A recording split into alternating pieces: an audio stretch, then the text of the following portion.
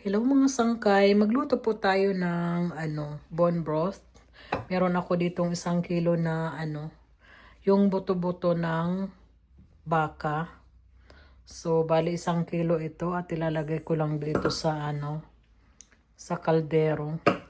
Kung may mas malaking kaldero, mas maganda sana para may marami tayong mailagay na tubig. Pero okay na ito at pwede naman dagdagan pagka yung na konti na lang yung tubig. So, tapos meron ako dito yung tanglad, 3 sibuyas. Lagay ko lang siya dito. Yan.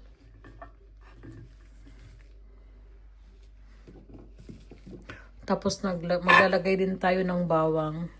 Itong recipe ko na ito ay simple lang yung kanyang mga ingredients. Hindi rin ako maglalagay ng mga kung ano-ano dyan na pangpalasa.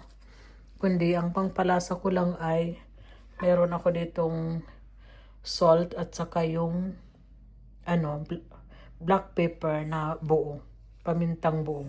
So, ganun lang. Lagay ko lang yun dyan. Ayan. Tapos, lagyan natin ng tubig.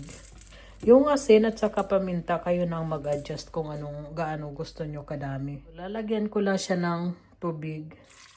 Yung tubig niya, marami. Dapat.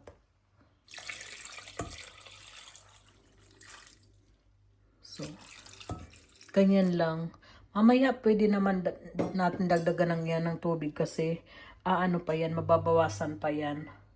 So, ang gagawin natin, anuhin natin ng luhit lang. Huwag natin bibiglain yung yung luhit lang. Para dahan-dahan yung kanyang pagkulo. So, takpan lang natin at hintayin natin hanggang mga 6 hours. O kaya mas maganda 10 hours para yung katas talaga ng sa buto ay lumabas. Kasi yun ang kailangan natin yung katas sa buto. So, balikan po natin hanggang sa lumambot. So, buksan natin. Ayan, kung makikita nyo may mga bula-bula dyan, kailangan tanggalin natin yan.